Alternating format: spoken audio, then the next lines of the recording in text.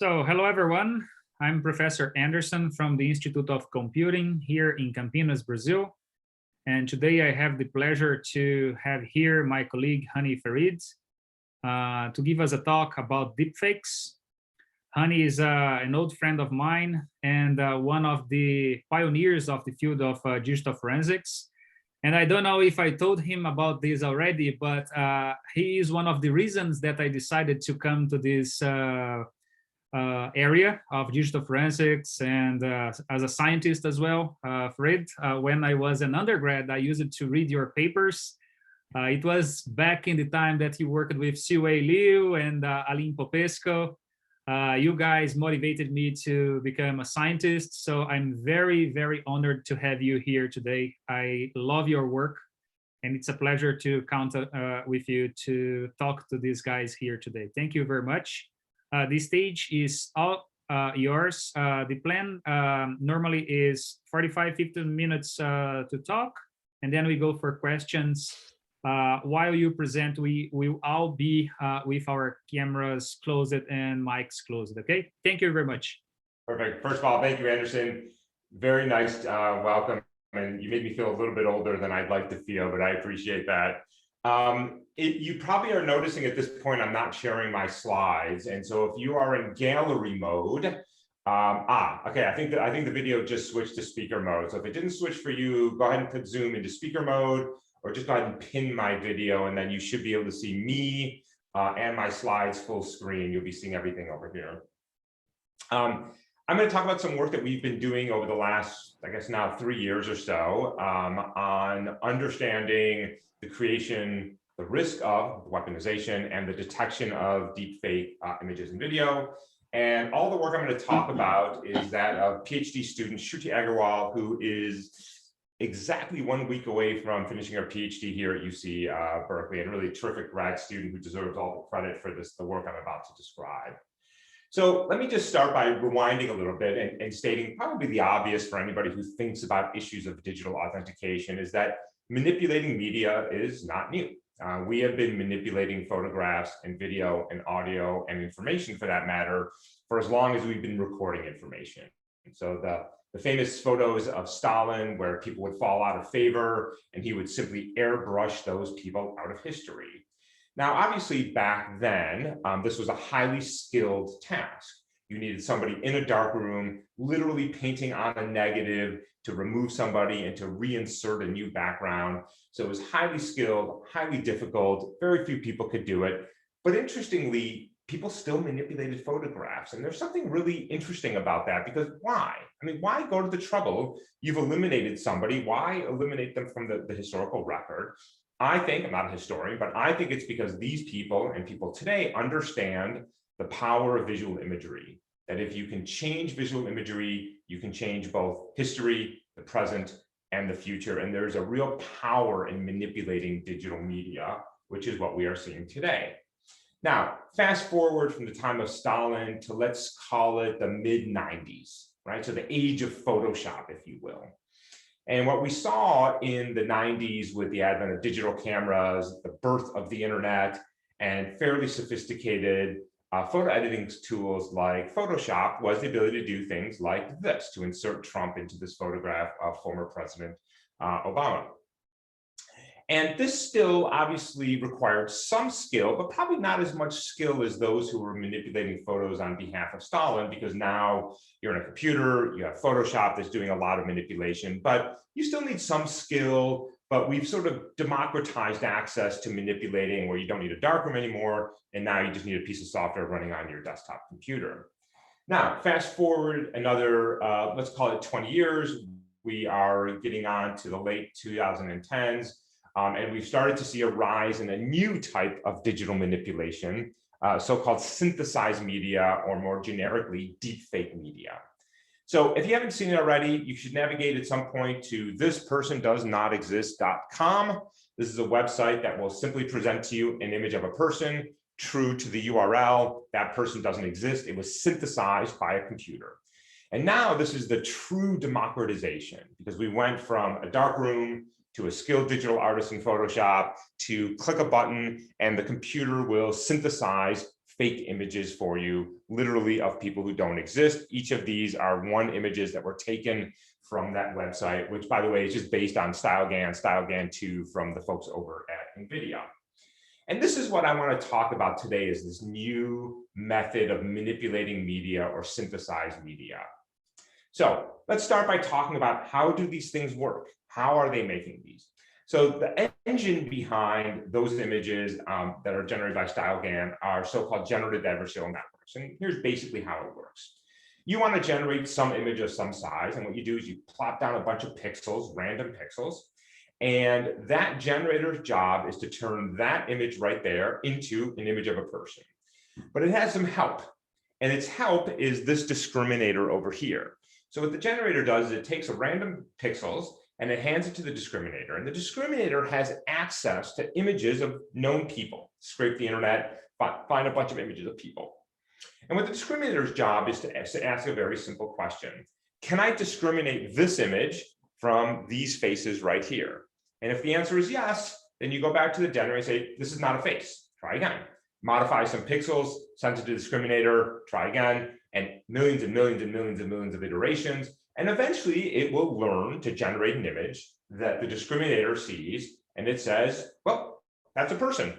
It's not a real person. It's a completely synthesized person, but it will fool the discriminator. So this is so-called GAN, Generative Adversarial Network.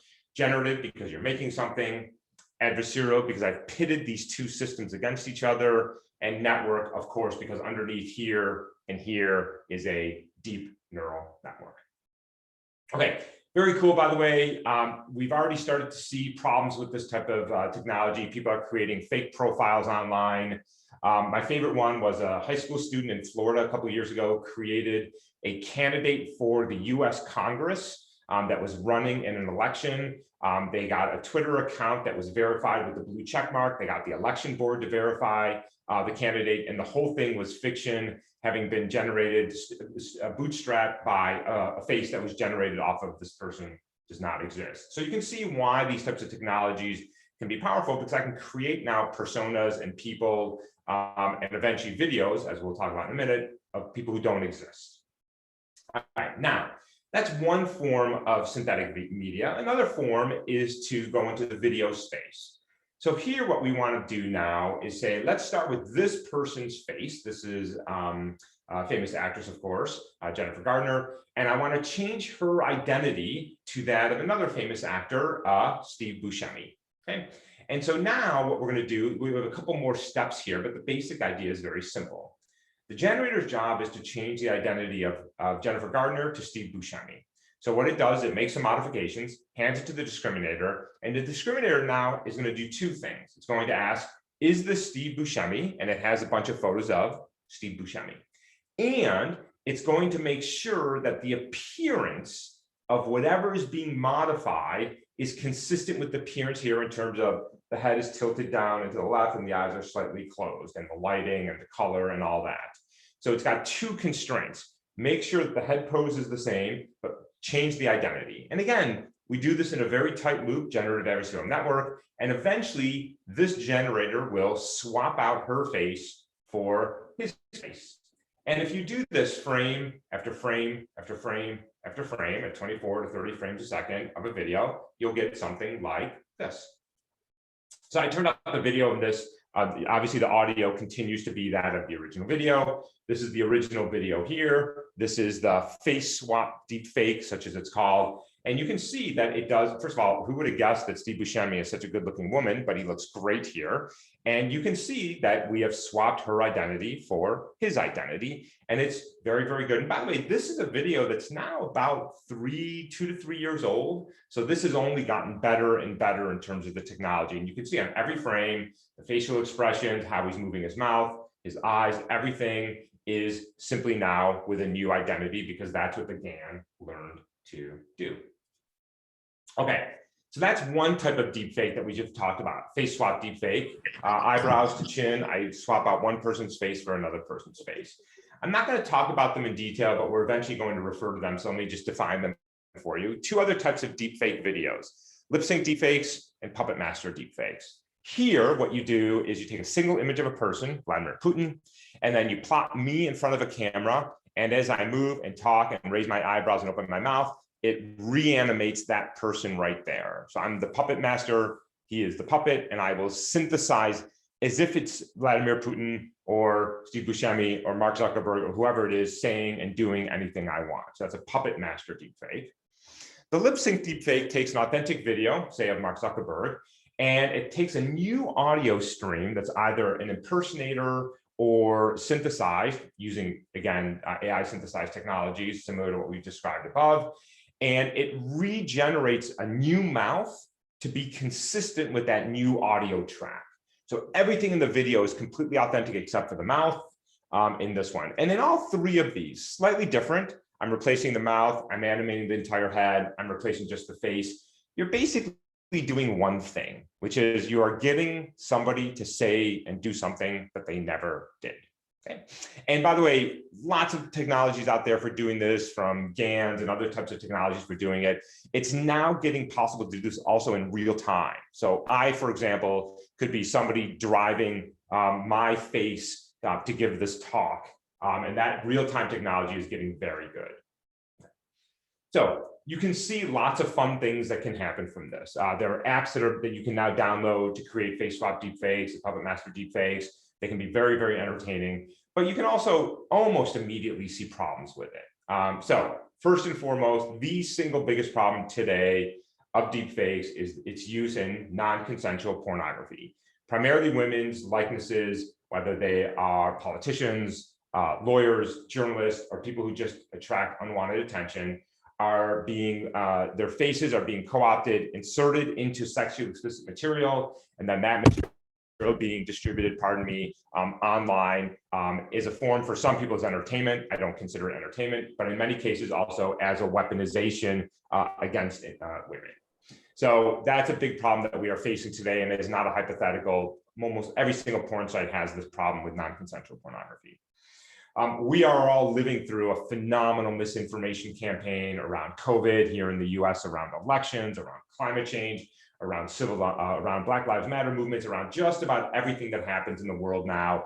There are these massive mis and disinformation campaigns meant to sow civil unrest and interfere with democracies. And you can see how this type of technology, where I can now create media associated with purported events, to muddy the waters even further. When Anderson was first reading my papers many years ago, was interested in the forensic space because of evidence in courts of law. I was primarily worried about when people introduce evidence into a court of law, where people's lives are at stake, their civil liberties are at stake. How do you verify the integrity of that? How do you verify the integrity of a CCTV camera, a body cam from a police officer, a person recording an event with a cell phone, to make sure that it hasn't been manipulated? Obviously, on the national security front, on a daily basis, we are dealing with complex issues around the world where digital media is coming into play, and this raises serious issues around national security. And I briefly touched on it in fraud. We've already started to see deepfakes being deployed to commit everything from small to large-scale fraud, and this is a very worrying trend in the cybersecurity space. And we could talk some more about some of the benefits of this, but I think it's clear that there are some real threats to this technology. And I would argue here, I'm going to go back to where I started in the talk, is it's not really about I can manipulate content.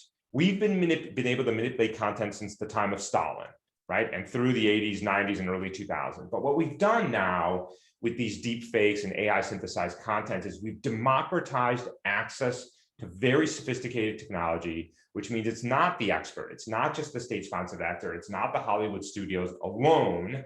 It's the average person on Reddit can now create non-consensual porn, misinformation campaigns, and create a global crisis by manipulating a video of a presidential leader. And it's that democratization, that ease with which we can manipulate media, that has me and many of the people in my field concerned, and that's what we're going to talk about today. All right, so what I'm going to do is talk about 3 or 4, depending on time, different techniques that we've developed. And I've decided in this talk to go for breadth versus depth. So instead of doing one thing and going very, very deep, I'm going to sort of touch on the techniques. And at the end, I'll give you a link to my website where you can find all the technical papers for each of the techniques that I've described, and you can read some more details about it. So this first technique that Shruti and I developed was motivated by watching some videos of former President Obama. So in the next slide, I'm going to show you a video. I've turned off the audio again so I can talk over it, but know that you're going to see a series of short vignettes, a couple seconds each. They're all different, and they're all from the beginning of his weekly address. And in each one of them, he's saying, hey, everybody, hey, everybody, hey, everybody, hey, everybody, welcoming his audience. So watch these vignettes and see if you notice anything.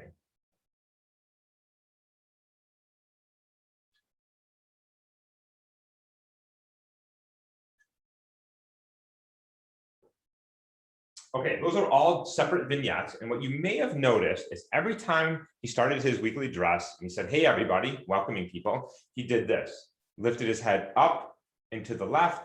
And you can see it right here on the slide. Just as he comes down, he purses his lips ever so slightly and then starts talking. And it's very consistent. It's this really interesting mannerism. We all have it. I have it the way I raise one eyebrow more than the other. I have it the way I tend to lean forward when I want to emphasize something.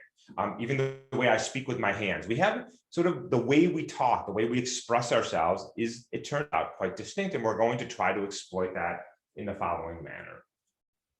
So here's an example of that, and another example. So here is an authentic frame of one of President Obama's weekly addresses. And what I'm plotting for you on this graph on the horizontal axis is time. That's about 10 seconds that you're seeing there. And on the vertical axis is two things. In orange is how much he is turning down the sides of his mouth as if he's frowning. And in blue is how much he is rotating his head up and down as if nodding in the affirmative. What do you notice here? They're correlated. Yeah. So President Obama has this thing that when he's upset, when he's angry, when he's mad, when he's delivering bad news, he frowns, not surprisingly, but he also tilts his head downward a little bit. Right? It's this really interesting mannerism. Highly correlated mannerisms between the mouth and how the head is moving.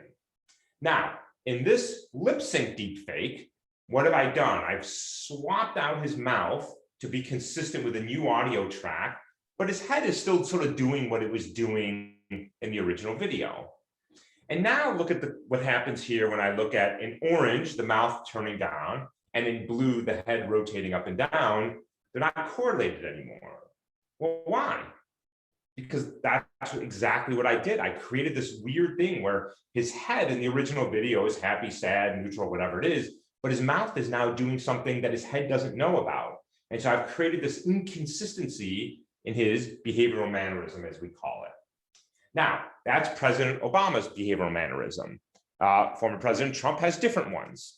So here is authentic, here is fake. So in the authentic, what I'm plotting again, time on the horizontal axis, 10 seconds. And now I'm plotting two things. How wide his mouth is orange, and then the chin pucker that Trump is famous for doing is really just kind of thing here he does. I can't do it very well. And what you notice here is that they're decorrelated. So he puckers his chin when his mouth is closed, and when his mouth is open, he doesn't pucker his chin. This is the very talented Alec Baldwin from a Saturday Night Live skit. We created face swap deep fake, so you're seeing Trump's face on Baldwin's expressions. And Baldwin does something really interesting. He creates a parody of Trump where he does the mouth wide open and he does the chin pucker, but he correlated them instead of decorrelating them because he's creating a parody of them, right? And so again, here with the face swap deep fake, whoever it is that is doing the mannerisms is not that guy. And so they're going to do something a little bit different. So same with a puppet master. This was a puppet master deep fake. Whoever's controlling the head decides on the mannerism. I may look like Trump, but I don't move necessarily like Trump.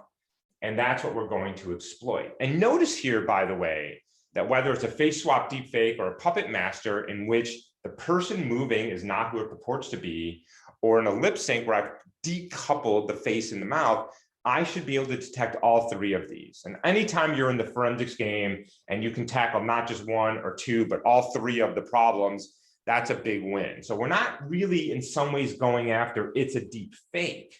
What we're going after is it's not who it says the person is. The way they are moving is simply inconsistent with the way they normally move. Okay, so let's see how this works. So what we're gonna do is we're gonna start with videos. We're gonna just look at 10-second clips for now, and I'll show you what we do with full videos in a little bit. And we do standard face tracking, nothing fussy here. This is open face. The blue box tells me 3D head rotation around all three axes. I've got the markers along the face, so it'll tell me how the eyebrows are moving, how the mouth is moving, all that. We do standard face tracking. From that face tracking, we extract so-called action units, okay? Here's a handful of them, there are more here. So these are, am I furrowing my brow? Am I smiling? Am I puckering my chin? Am I opening my mouth? So different sort of mid-level representations of facial expressions. So from that tracked video that I just described, we extract 18 action units shown here, a subset of them are shown here, and 2 head movements, rotation around here and rotation around here. We ignored this rotation, by the way, because we're focused on politicians, and politicians, when they're speaking in public, do this a lot because they're looking at the audience, and so it's not diagnostic, so we just ignore that rotation. So I have 18 action units that I extract at every moment at 24 to 30 frames a second in a 10-second video clip. I have 2 head movements for 20 measurements for every moment in time. And then what I'm going to do across those 20 measurements is look at all pairwise correlations. So that's 20 choose 2 or 190 correlations, like mouth turning down and head rotation, like mouth open and chin pucker, or eyebrow raise and mouth open, or whatever it is. And we're going to try to discover mannerisms that are distinct to you and distinguish you from other people. Okay, so you might recognize a bunch of these names. These are all candidates for the White House in 2018. So we have Hillary Clinton, Elizabeth Warren, Bernie Sanders, Kamala Harris, Barack Obama. I guess Obama was not a candidate, but he was the sitting president. And each one of these data points is generated by taking a 10-second clip of each person, Hillary Clinton, Elizabeth Warren, computing those 200 correlations. So now each clip is a point in the 200-dimensional space, and slamming that into a 2-dimensional space using T-SNE dimensionality reduction. I've color-coded all the points according to identity. And what, oh, by the way, I should mention that these FF points here that are scattered all about is a face forensics data set, and each data point here is a different individual, which is why they're not clustered. But Hillary Clinton, Kamala Harris, Barack Obama, Beto O'Rourke, et cetera, are all in these nicely, even in this 2-dimensional space, nicely clustered to each other. And interestingly, look down here, are all of these dark brown points are the deep fake Obamas. They're Puppet Master, they're lip sync, and they're face swap deepfakes. I'll tell you more about those in a little bit. And now you can see why these mannerisms are a good diagnostic feature, because now what I can do is take all these authentic Obamas. I don't need any fakes, by the way. This isn't a fully supervised learning problem. I just take real Obama, super easy to do. Go onto YouTube, I can download hours of video, and I build a one-class support vector machine. Nothing fussy, nothing complicated, no neural networks. And now any point that is not in here, based on his behavioral mannerisms, is not Obama. And again, notice something interesting here. I'm not really detecting deep fake Obama. I'm simply saying it's not Obama. Could be Hillary Clinton, could be Elizabeth Warren, could be Bernie Sanders. Whatever it is not Barack Obama. And so that's how we're going to detect deep fakes. We're actually looking for impersonators, not so much deep fakes. It's just that deep fakes are impersonators. Okay, so let me tell you how this, I'm going to show you a series of results on Obama, because that's what we're going to carry through, but I will tell you we've done this on many, many different world leaders. So we have a bunch of videos of real Obama. Our friends up at University of Washington created some lip sync deepfakes for us. We downloaded some videos from YouTube of a very good impersonator. So this isn't a deep fake, it's an authentic video. It's just somebody who pretends to be Obama. And then our friends at USC, Hany and his team, generated a bunch of face swap and Puppet Master deepfakes. So for the face swap, we used the impersonator videos and mapped Obama's face onto it. And then for the Puppet Master, a grad student simulated, animated real Obama videos. Okay, so we have all the categories of deepfakes, plus just people who are not Obama. So we had a total of 207 and change 10-second videos of real Obama. That's all we need to train on. We actually don't even need nearly that many. We need in the thousands of tens of thousands, but we had a big data set for Obama. And then we're going to train the one-class support vector machine on these, and then we're going to test across everything else. So we're going to test against random individuals, people who are not Barack Obama, a total of 30,000. Comedic impersonator, about 2,000. And then a series of deepfakes, face swap, lip sync, and puppet master, a total of 17,000 10-second clips. I'm going to show you the accuracy of distinguishing real Obama from each of these categories, which we should do equally well since we're going after something that is intrinsic to Barack Obama. And I'm going to show you those results in terms of area under the curve AUC. 0.5 means chance. I'm not doing anything better than flipping a coin. 1 means perfect classification, of course. All right, let's see how we did. So for 10-second clips only, distinguishing Obama from random people, we have an AUC of, let's call that around 0.95. Comedic impersonators, about 0.95. Face swap deepfakes, slightly better than that. I'll come back to lip sync in a minute. Puppet masters, we're now getting close to around 0.97, 0.98 or so. We took a big hit over here with lip sync. So we're at about 0.8 and change. So not terrible, it's a respectable AUC, but clearly something is not doing as well here. And why is that? Why is there a dip in lip syncs? Well, let's think about the nature of a lip sync. In a face swap and a puppet master deepfake, the entire head, right, is being driven by somebody who is not Barack Obama. And a face swap deepfake, it's the impersonator. And a puppet master, it's the grad student driving the video. But in this one, everything in the video is authentic, except I've decoupled the mouth from the rest of the head. And so lots of things are the real Obama. And so it actually sort of makes sense that you're not doing as well here. Now, I'm not going to show you the slide for this, but I will tell you that if we are careful on the features that we use, always forcing one of the features to be from the mouth and the other feature from to be the rest of the head, then this gets up to about 0.95. Just that we're using a lot of features that are not particularly diagnostic because they are the real Obama. Now, these are the accuracies, let's call it around 0.9 on average for only looking at a single 10-second clip, which is pretty cool, given that all we did is train on authentic videos of Obama. But if we integrate over a full video, so a typical video on YouTube is 2 to 3 minutes long, you can see you get this nice bump. Now we're in the high 0.9s, high 0.9s, high 0.9s. This is 1.0 on Puppet Master. And even the lip sync now is in the low 0.9s. We've got this big boost by doing a simple averaging, a majority rules over a full segment, because every 10-second clip gives you a different signal, a different signal, a different signal. I would say there's nothing, well, there is something special about Obama. There's nothing special about Obama as it pertains to detecting deep fakes. This works for Hillary Clinton, it works for Elizabeth Warren, it works for Donald Trump, it works for lots of those world leaders, all the world leaders, I should say, that I mentioned earlier. I'm just not going to show the results for the purposes of time. Now, one of the things that you can argue in today's day and age of machine learning dominating everything is you sort of handcrafted those features. We have this intuition that there are these behavioral mannerisms, and then we have this intuition for how to measure them, and it sort of worked. But could we do better by learning those features? Is there something machine learning could provide to us? Let me just say as a sidebar here that I like these techniques that are explainable. I'm not a big fan of black box machine learning algorithms where you just throw a bunch of data in and hope for the best at the other end. I think there's something to be said about understanding how these forensic techniques work. But now that we've understood it, now we understand it, now can we leverage some of the power of modern machine learning to maybe do a little bit better? Okay, so here's what we're going to do. This is the second project that Shruti did. This is in collaboration with some colleagues at Facebook. So what we're going to do is we're going to start with this very nice work called FabNet. So FabNet, the reference is down here below. What it does is it takes a single image of a face and it generates a low dimensional representation, 256 dimensions, that embodies the appearance of that person.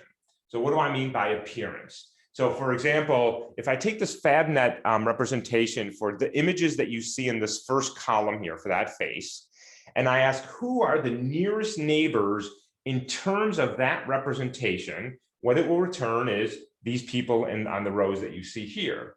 And what do you notice here is, first of all, the identity is not the same. This person is not the same as all of these people, but the appearance is the same. It's somebody with the mouth slightly open, with a sort of quarter view.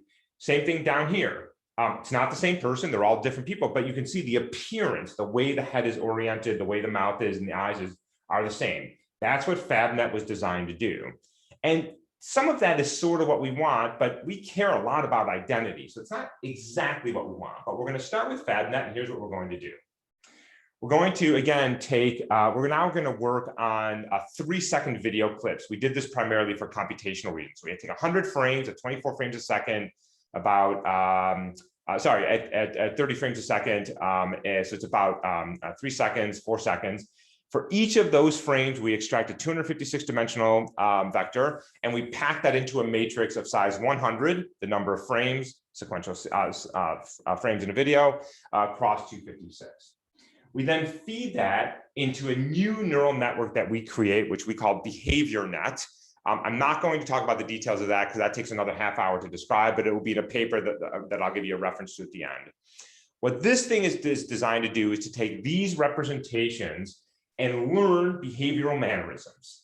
Learn that the way the appearance is changing over time is distinct to an individual, and it does that using metric learning and some other bells and whistles, again, that I won't get into, but it pulls out a 512-dimensional vector. You can think about that right there as our new representation for the behavioral mannerisms of a time sequence. So instead of those 200 correlations that we handcrafted, this is the new representation that has been trained to find distinct patterns across video in the change of your appearance, using, of course, the frame-based appearance. Now, just to give you an intuition for how this works, what we're going to do, so how do you know if these representations are working? Well, nearest neighbor is sort of a good indicator that you found that this metric is capturing something you care about. So for each of these now video clips, I'll show you the video in a second, I'm going to show you the nearest neighbor in a huge data set that we have, a VoxCeleb, using only that 512-dimensional representation. And if I got it right, two things should be true. I should see a video clip of the same person doing more or less the same action. Okay, so let's see what that looks like. So here is the probe in this column, and here are the nearest neighbors. So first of all, what do you notice? That the identities are all now the same. We've actually gotten the same identity, but also notice that what the person is doing in each of the clips is about the same. They start over here, they talk for a little bit, and they turn back. So that 512-dimensional representation is capturing both spatial identity, face, but also temporal identity, what is the mannerism?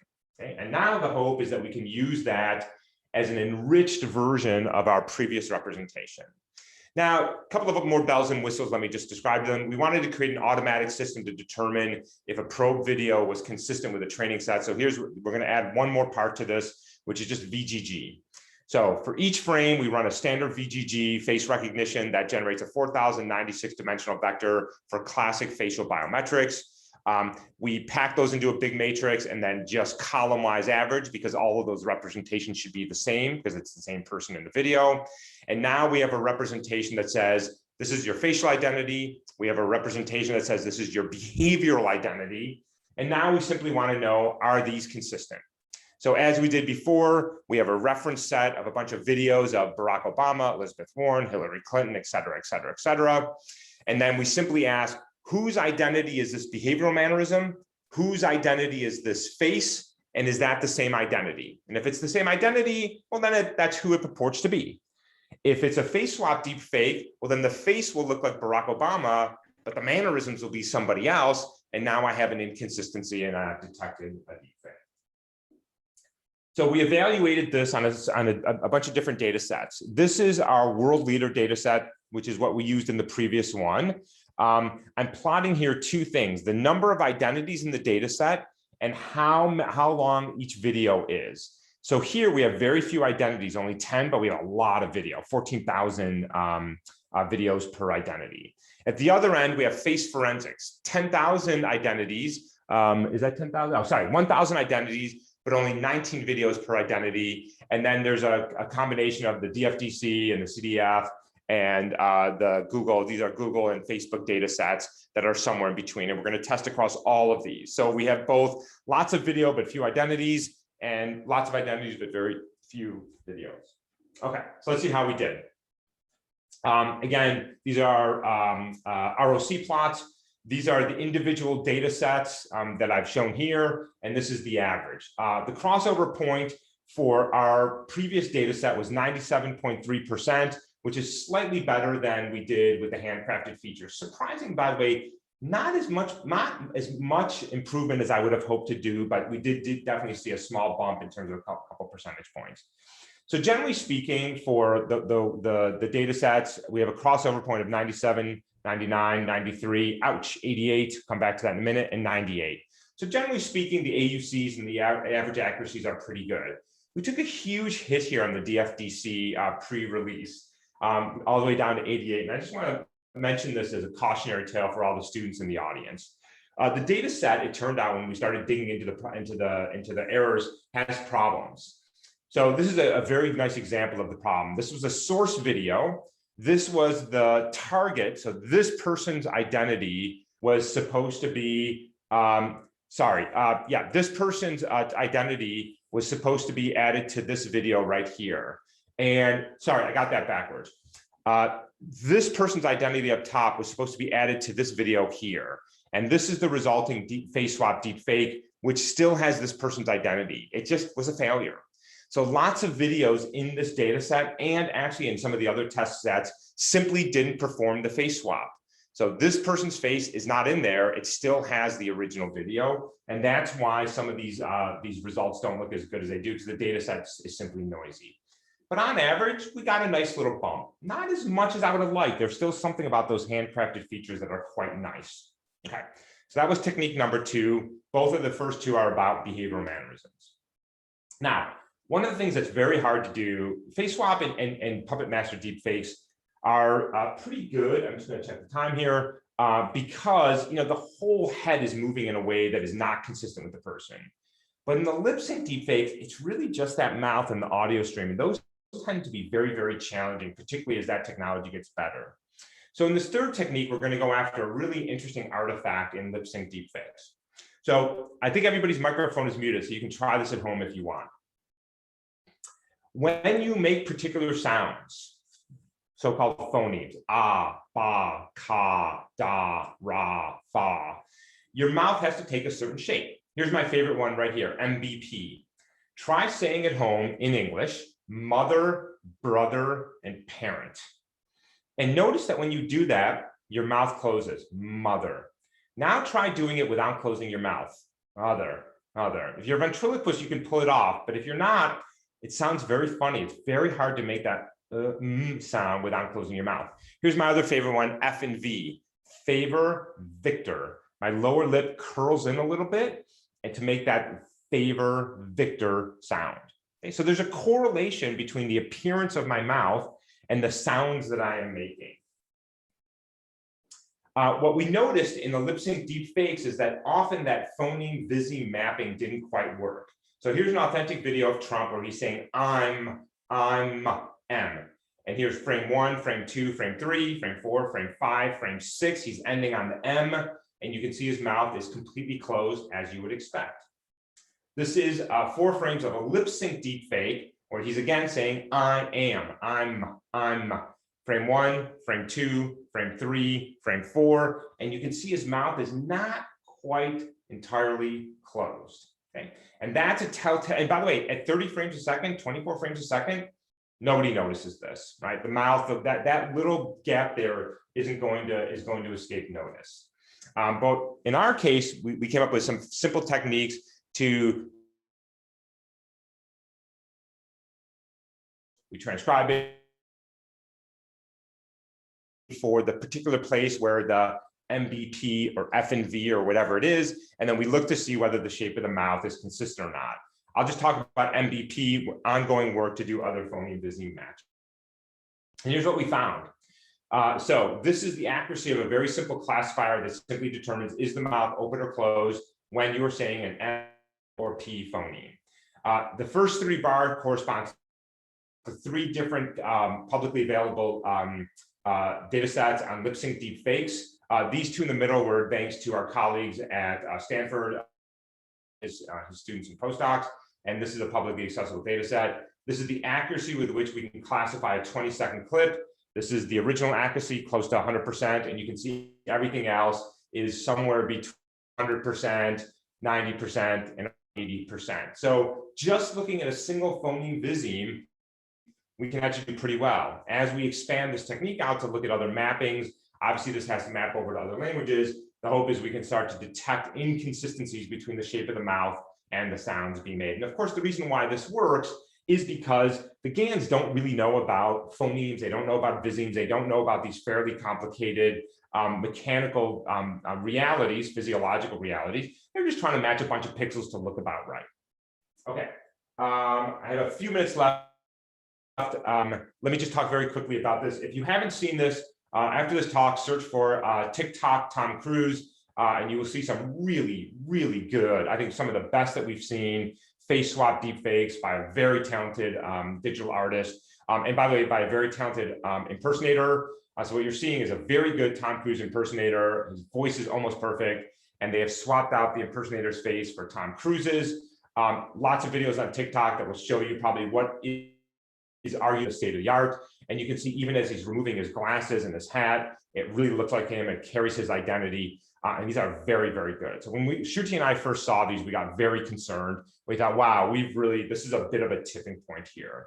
But we also noticed something really interesting, and you can sort of see it on this slide right here, which is as the impersonator turns his face, you can see Tom Cruise's ear. And one of the interesting, or fake Tom Cruise's ear, one of the interesting things about face swap deepfakes is its eyebrows to chin here. So when I turn here, whose ear is this? It's the impersonator's ear, not the real Tom Cruise. So that's the impersonator. You can notice that he has a non-attached earlobe right here. That's the real Tom Cruise. Go search online, you'll find it. He has an attached earlobe. Turns out ears are not a bad biometric. There's been some very nice work in the biometric literature for how to use both 2D and 3D models to determine if the ear is consistent between a target, the real time, and a probe, in this case, an impersonator. So just something as simple as looking at the ear can be used as a biometric until, of course, the deep fakes figure out how to get the ears right. Now, I won't talk about it, but we've also shown, and this is in a paper that we just published in CVPR workshop, that as I am talking, if I get close to the camera, you might be able to see it. As I raise my eyebrow and I talk, my ears are moving. There's actually some really interesting dynamics in the ear because this jawbone right here is attached to the ear as I talk. And so we have some really nice results on showing that you can correlate how the mouth is moving with how the ears are moving. And for example, for a lip sync deep fake, you're going to destroy that because the mouth, again, is disconnected from the ear. And I won't go into the results of that, but you can find them in the paper. Lastly, so that was the fourth technique, I think. Lastly, let me just say a few words about what's next. So one of the things that we've been seeing, I've been in this space for, as Anderson said at the beginning of the talk, for many, many years. We've always expected the technology to manipulate digital media to develop quickly, but quickly usually meant years. Now it means months. Every 3 to 6 months, we see huge rapid developments in deep learning, machine learning, and synthesis techniques, and the speed with which we are able to now synthesize very high quality images, video, and audio is staggering, which means people like me and Anderson are having a hard time keeping up. At the same time, it's not just about creating fake synthesis media, it's the fact that anybody now can create it, but also distribute it at a scale and a speed on social media that is unprecedented. Whether it's TikTok, Twitter, YouTube, Facebook, whatever, you can distribute these things worldwide and you can get millions and millions of views very, very quickly. And more so, not just here in the US, but around the world, we have this very polarized public, both politically, ideologically, and socially. And so misinformation and disinformation campaigns, things that are meant to harm individuals, are getting traction because people don't like other people. And I would argue one of the biggest threats that deep fakes are creating, and we've already seen this start to happen, is in the so-called liar's dividend. That when we enter a world where any image, any audio, any video, any article can be fake, well, then nothing has to be real. Anybody can simply dismiss inconvenient facts as a deep fake because it doesn't conform to their worldview. And you saw, without getting political about it, our former president of the United States do this. You see people do this around the world, around COVID. COVID doesn't exist. People aren't dying. Look with your own eyes. It's all fake. You can't believe anything you read or see or hear online. And deep fakes is fueling that ability to simply dismiss things that you don't want to believe. And of course, there's the inevitable arms race that no matter how good we get at this, the synthesis is going to get better and better and better. Let me say one more last word on this. Is that I have come to grips with the reality that I'm going to lose this arms race. It is going to be impossible to protect against all forms of deepfakes and forgery. But where we can win is to make it more difficult, more time consuming, and to reduce the democratization and increase the barrier to entry so that it's not the average person on Reddit can create a fake, but it takes a highly skilled person and it takes them not minutes, but weeks and months. That's still a threat, but it becomes a more manageable threat when it's not that easy to manipulate digital media. This is the very awesome Shruti Agarwal, who's a PhD student who was the brains behind all the techniques that I described. Again, she's graduating this year. She'll be making her way over to MIT to do a postdoc in a few months. All the papers that we have written, plus some more, are on my website at farid.berkeley.edu. And I welcome you to go there and look at some of the details that I left out during the talk. All right, Anderson, I think I'm going to stop there, and I'm happy to take some questions, and I can go a little bit past the hour if you'd like to. Awesome. Thank you. Let me put myself on Spotlight as well. I don't know if it's possible. 2 people at Spotlight. Okay. So, very nice presentation. Thanks a lot, Hany. I will start with one question here that goes directly with your ending. You said that you came with grips that we are going to lose it. I believe that. Yeah. So do you think that is there a space that there is a space for regulation at some point? I mean, the representatives and the politicians will need to step in at some point, right? Yeah. So I think that is going to happen, and you're already starting to see it happen here in the US. So here in the US, for example, many states have outlawed non-consensual pornography. You are not allowed to take a person's likeness without their permission and put it into sexually explicit material and distribute it online. So the states have already recognized that you can't simply say, well, this is my right, this is my freedom of speech. No, that person's interests are at stake, and they've started to ban that. Now, where things get tricky, so that one's pretty clear cut. Where things get tricky is, am I allowed to create a video of the president of the United States making fun of them? Sure, of course I should be able to. We all should have the right to do that, to speak truth to power. But that's different than creating a video of the president of the United States saying, I've launched nuclear weapons against China, and sitting back and laughing and seeing what happens. That's very different. So how do you define those is a very tricky business, and I don't think anybody has a good answer. So I think what we're going to start to see is something a little bit different. We're not going to regulate the speech itself. I think what you're starting to see is that we are going to start regulating the way social media manages the speech. What you have to understand about social media is that it's in the business of maximizing user engagement. So it provides to you in your newsfeed the most outrageous, salacious, conspiratorial, hateful, divisive content, because that's what engages us. And what I'm seeing both here on Capitol Hill in the US, in Brussels, in the EU, and in the UK and other places is going after the social media companies, not for hosting the material, but for amplifying it on steroids. And I think that's probably, because the reality is, look, if I create a deep fake of President Biden, but 10 people see it, okay, fine, no harm done. But if Facebook's algorithms get their hook into it and amplify that to the tune of millions and millions and millions, now it's a different ball game. So I like this idea of going after the recommendation algorithms and not the content per se, outside of things like fraud, non-consensual porn, and clearly illegal content. Thank you. And it's a very nice finding that you mentioned, connecting the movement of the ear and the lips.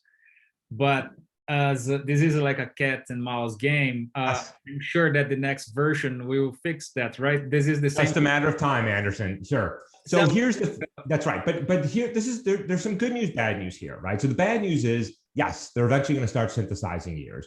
The good news is it's harder, right? So now it's going to, maybe I bought 9 months or 12 months.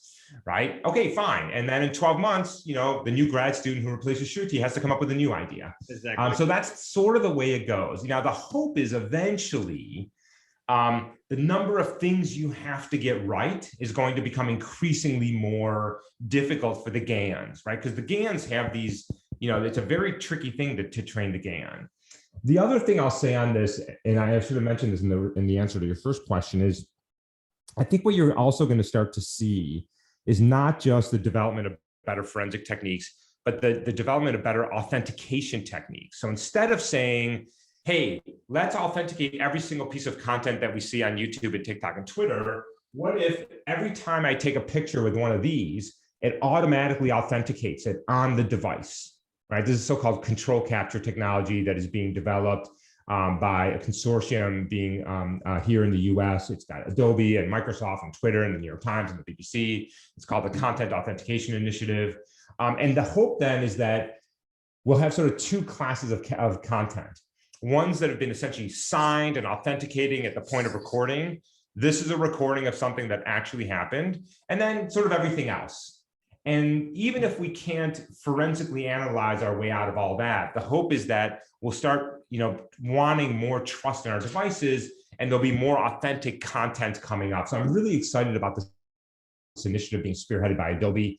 Hopefully that will start to gain traction, and people will want to record trusted materials so that their content won't be questioned downstream. Very good. Folks, if you want to ask some questions, please type in the chat area. I have one here. Isn't it a pretty hard test to spot a deep face image or video? Model you presented is based on an adversarial model. So even if the way we spot deep face greatly improves, that actually means the way we generate deep face will improve. Good. This is the right question to ask. So what you have to understand about so notice, by the way, that in all of the techniques that I described, we're using time, right? Behavioral mannerisms, 10 seconds, phoneme viseme, many seconds. The biometric, the ear biometric is static, but the time, the dynamics is over time. And time is our friend, because when you think about how I described the creation of the face swap deep fake, it's one frame at a time. So GANs know 1 to 2 to 3 frames. They don't understand hundreds of frames. And so to get that temporal dynamics right, even if you know what I'm doing, is incredibly difficult, because now your GAN has to keep track of a lot of information. So this is, by the way, not an accident. When we set out to this, we were very concerned about this question is, are we simply making better deep fakes? So far, the GANs can't deal with the type of temporal sequences that we're dealing with, and that works to our advantage. That's number one. Number two is also notice GANs are about pixels. GAN doesn't know where your eyes are. It doesn't know where your face is. It doesn't know that you're smiling or frowning or turning your head. It's just manipulating pixels. It's pretty stupid, actually. And so we tend to work with these mid to high level representations because GANs don't know about that. Now, look, Anderson's right. 2 years from now, will it understand it? Who knows, right? But if I can just push this out for 2 years, I'll be happy, right? I'm happy with a 2-year window. That's my world. We've been doing that for years, right? Sure. We want to do some research that puts us like a few months ahead of these guys. But as you said, that's all you can ask for. By the way, I will tell you that I have developed some techniques with students that I don't publish. So there are a few techniques that we simply don't talk about, precisely because of the last question. Because there are going to be days where, like, we have this clever idea, but if they know about it, it's really easy to get around it. So I don't have to publish any more papers. Let's just not tell anybody. Exactly. Yeah. So another thing that I was thinking is I like the way that you model the problem, because everyone else, at least the ones that I know of, they try to approach this as a multi-class problem. So it means that you need to know the kind of deepfakes algorithm that is used.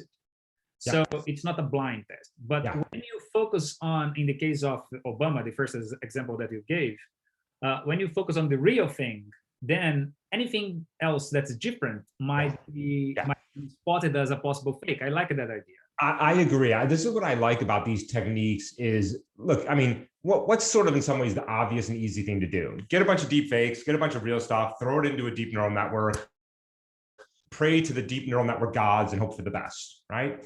But the problem with that is twofold. As you just said, it's only going to work for that specific category of images, because we know that these deep learning techniques have extrapolation problems outside of the data set. And to the last question, it's going to be particularly vulnerable because you're latching on to some almost certainly small pixel artifact, which is going to be very difficult.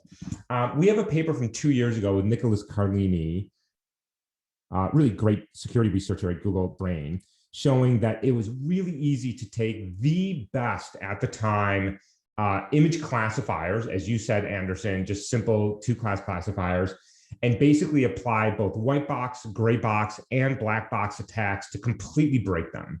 They're incredibly vulnerable because they've latched onto these very small details. And look, our techniques are not perfect. They have their problems.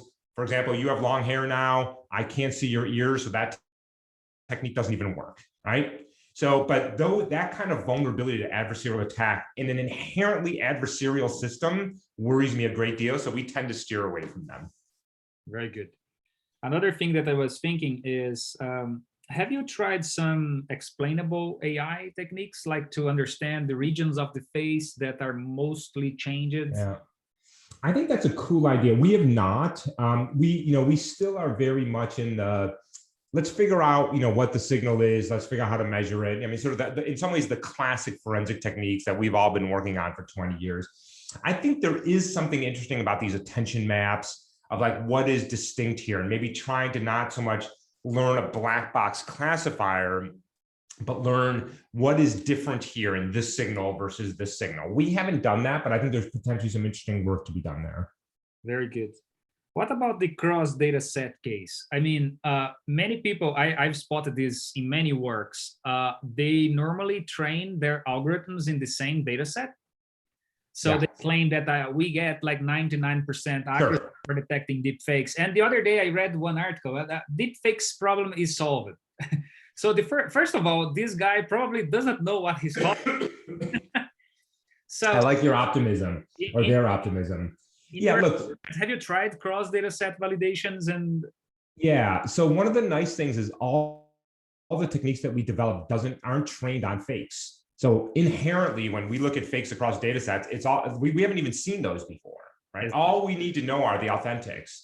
And so we're inherently doing that built in. But this is a real concern with with a lot of the, like, let's face it, this isn't just a forensics problem. It's a lot of different fields now, where you take one data set, you split it into your training testing, and then you argue that your techniques generalize. That's not entirely fair because it's one data set. And we've seen over and over again that really simple things like different JPEG compression, different MPEG compression, different resolution, different signal to noise ratio, different devices, whatever, everything breaks down. You've seen this real problem with generalizability. Now, the other side is going to say, well, I just need more training data. Fair enough. But all evidence is that you need a phenomenal amount of training data to train yourself out of that. And my view is, that's not it. From a scientific perspective, that's less interesting to me. I'm really sort of interested in understanding these technologies. What is the artifact left behind? And particularly looking at these mid and high level representations that are difficult to spoof and to bypass downstream. Very good. And I think exactly the same way. Well, the other way, you would learn to separate the generators and not exactly what is a deepfake, right? Yeah. So I have one question here, and I was thinking about this. Did you study the minimum required number of images? Like Obama case, we had like hundreds of cases, but what about like revenge porn, for instance? We were going to have like a few tens.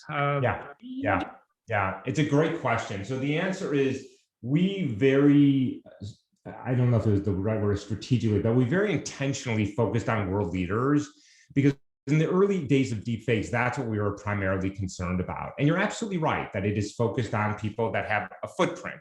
Now in Obama, we had hours and hours and hours of video. We don't actually need that many. I'm going to forget the actual number. It's less than an hour that you need, because remember, we're working on 10-second clips, right? So each 10-second non-overlapping or even overlapping clip gives you a lot of data.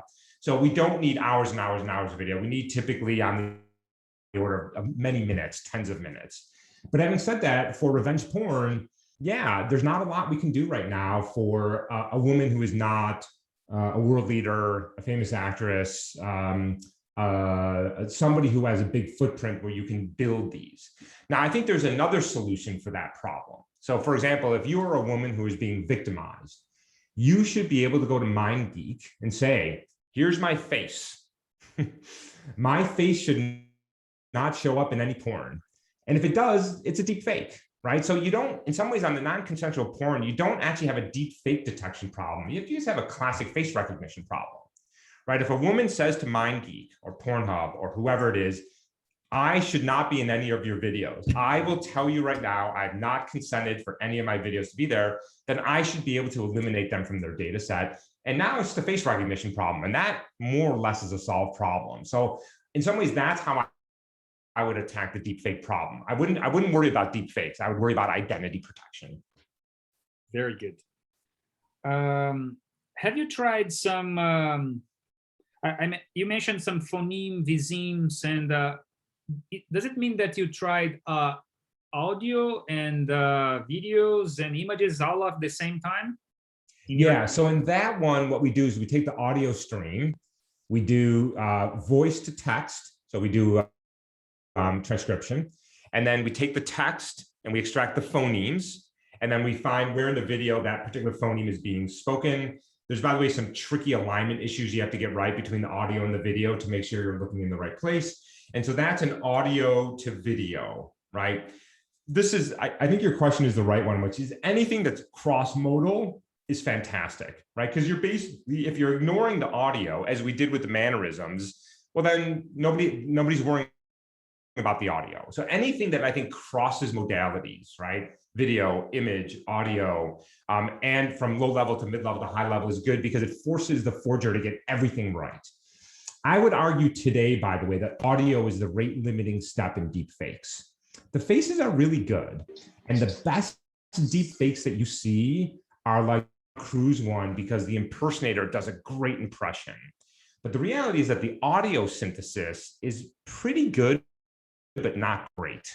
And so that is still in many cases the rate limiting step for creating very, very high quality deep fakes of people who we recognize, right? People whose voice we know.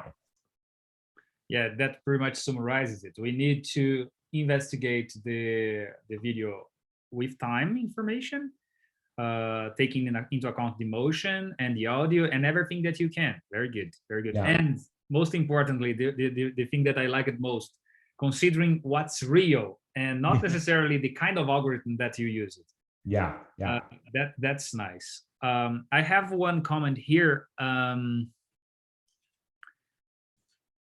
Thank you for your excellent presentation. People are happy with your presentation. Thanks a lot. One comment from William is, how does one entering the field could contribute? It seems like you need a lot of computing power. That's a good question. So for the second project I described, which was the learning one, that required a lot of computing power. And that we wouldn't have been able to do without the collaboration with Facebook.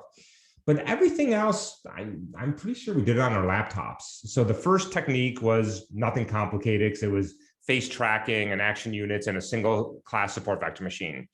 Phoneme viseme was also making some very simple measurements. And the ears was all done on the laptop. So a lot of these techniques that are not learning based, this is another benefit from doing things from first principles, are not actually that hard to do computationally.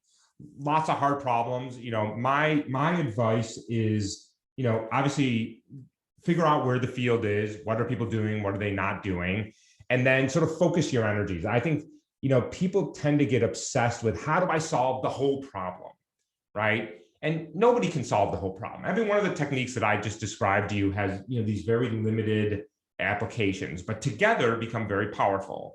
So think about a particular type of artifact or a particular type of deep fake, or maybe it's audio versus video versus image, and think about how can I solve this one problem, right?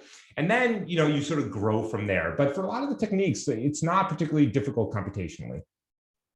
Very good. There are two questions, one from Alexandre and another from Antonio. They are pretty much similar. It's kind of related with the Kirchhoff principle. You cannot make security is in the key and not in the method, right? So thank you for your great talk. In the end, you mentioned that one of the targets is the undemocratized the fake raising the entry bar. Okay.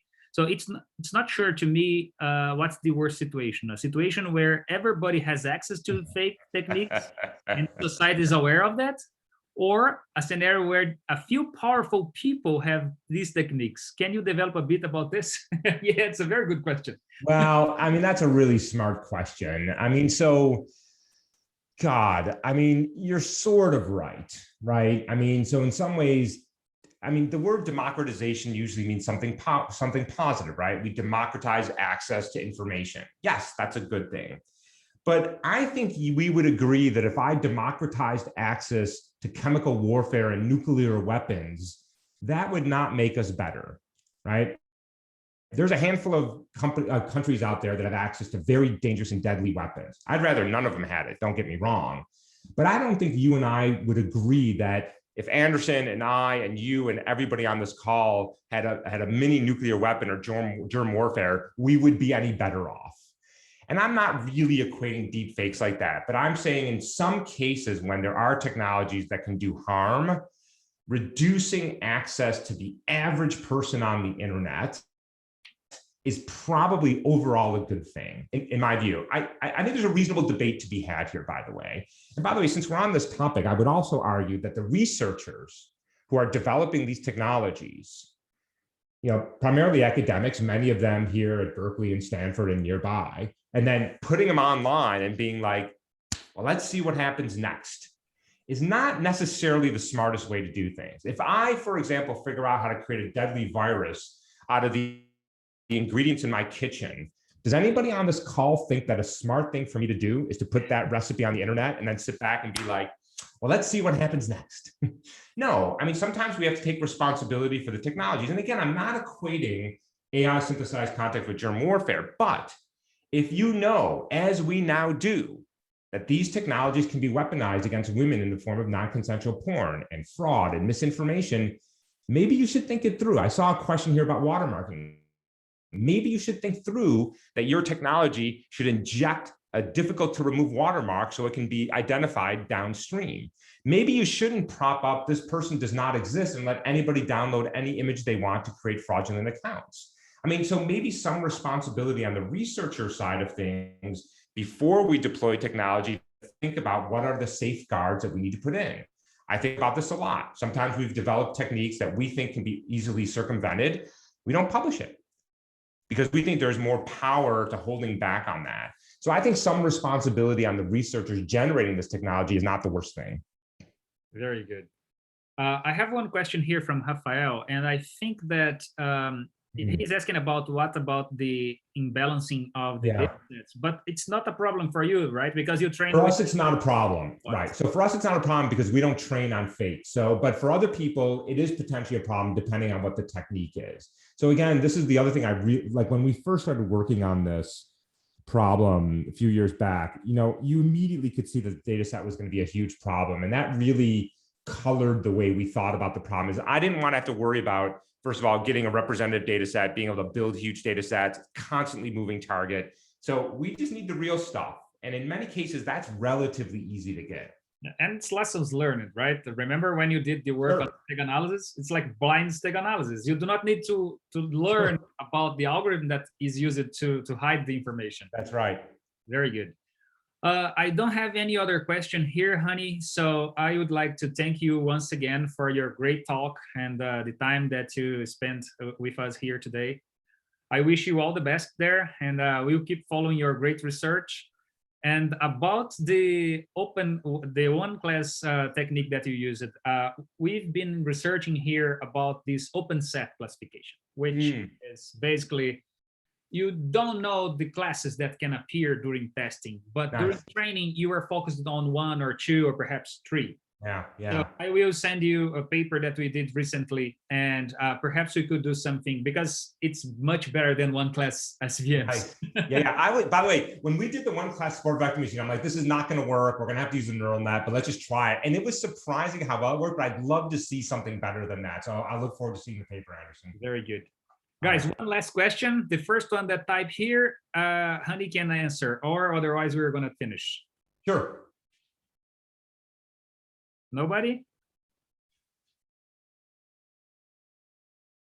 Okay, Hany, once again, thank you. Great seeing you, Anderson. Good. Take care, everybody. Bye-bye. Cheers.